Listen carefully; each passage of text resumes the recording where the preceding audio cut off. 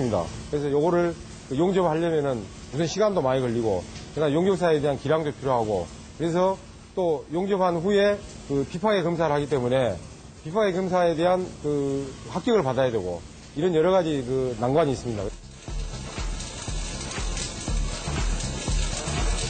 특히 용접 환경 및 용접사의 기량이 무엇보다 중요하다.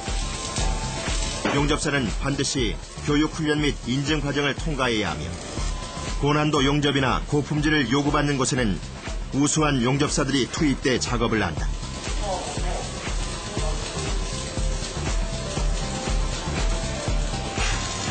그렇다면 용접이 완벽하게 마무리됐는지 어떻게 알 수 있을까? 이 부분이 이제 중요한 그 용접 부위인데요. 그 보시다시피 지금 하얀색으로 이렇게 쌓여 있습니다. 이거는 우리가 PT라 해가지고 페인트 이그제미네이션입니다. 그래서 그 우리가 페인트를 이렇게 뿌려가지고 그 하얀색으로 나타나면은 결함이 없는 거고, 만약에 중간중간에 이렇게 붉은색이 나타나면은 그 부위에 용접 결함이 있는 겁니다.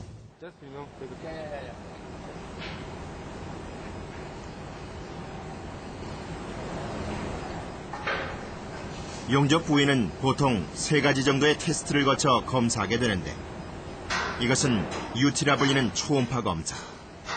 눈에 보이지 않는 결함을 찾아낼 수 있다.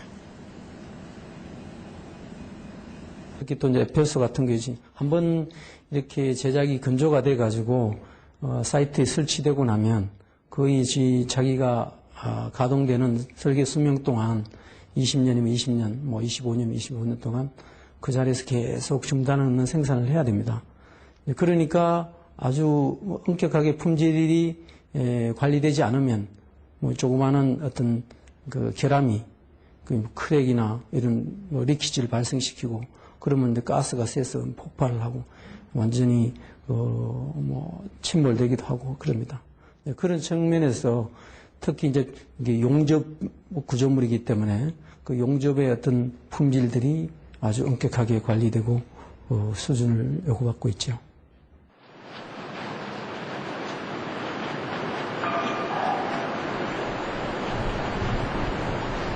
철저한 안전을 위해 FPSO의 생산 관리나 작업 기준이 중요한 만큼 빠른 시일 내에 공사를 마치는 것도 중요하다.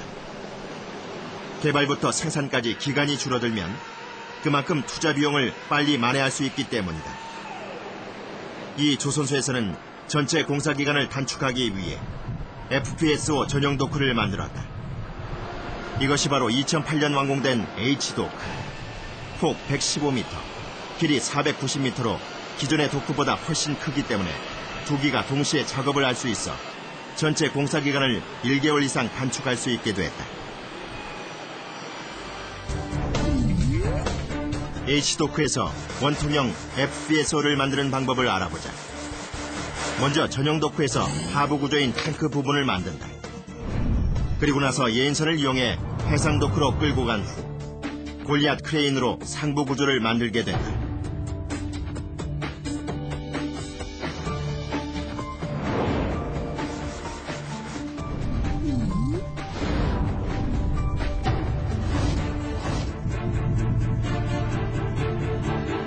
골리앗으로 불리는 이 FPSO는 직경 112m, 높이 75m, 총 중량 54,000톤에 달하는 세계에서 가장 큰 원통형 FPSO로 2013년 5월에 완성되면 주문처인 노르웨이로 가게 된다.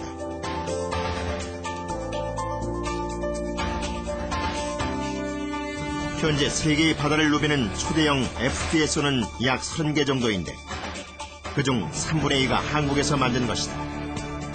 그렇다면 앞으로 FPSO와 같은 해양 설비의 미래는 어떨까? 한국조선소는 지금 상당히 좋은 산업적인 면에서 하드웨어와 소프트웨어와 그 사람의 인적인 구성이 아주 좋은 구성을 이루고 있습니다. 대형 구조물을 지을 수 있는 그 장치를 시설을 갖춘 그러한 나라가 한국이 거의 유일합니다. 그 다음에 한국 조선 산업이 그동안 발전한 원동력 중에 하나가 사실은 선주들이나 이런 사람들, 그러니까 선주들에 대한 고객 만족, 그 다음에 설계의 유연성 같은 그러한 아주 상당히 좋은 시스템이었는데 그러한 신뢰가 결국 지금 있는 해양 구조물 쪽에 그대로 적용이 되는 거죠. 바다에서 얻을 수 있는 자원 중 하나인 천연가스.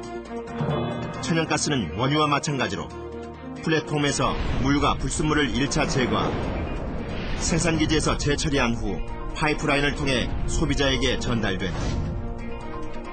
그런데 이동거리가 멀면 배로 수송하는데 이때 필요한 것이 바로 LNG선이다.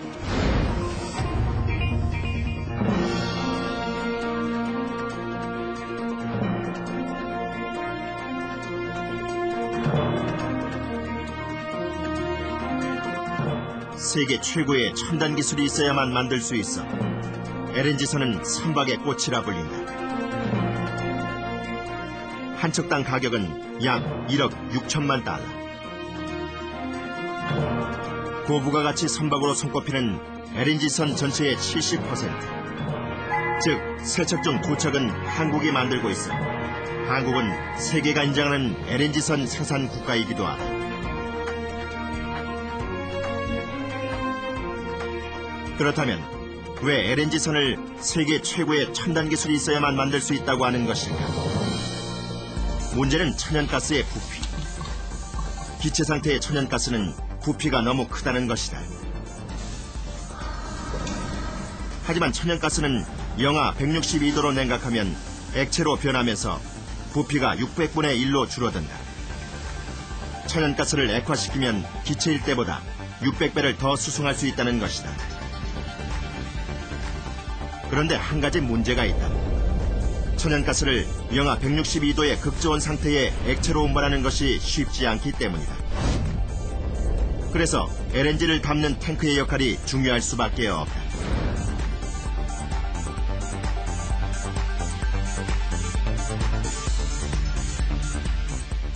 LNG 선박을 간단히 생각하시면은 한 2천억 정도의 규모의 상품이라고 보실 수 있습니다. 그 중에서 화물창이 차지하는 비중은 한 500억 정도로 전체로 볼 때는 한 4분의 1 정도 규모입니다. 그러나 기술적인 측면에서 볼 때는 어떻게 보면은 탱크의 기술이 LNG 선박의 핵심입니다. 금액에 비해서는 비록 금액은 한 20%에서 25% 정도 수준이지만 그 기술이 없이는 LNG 선박 자체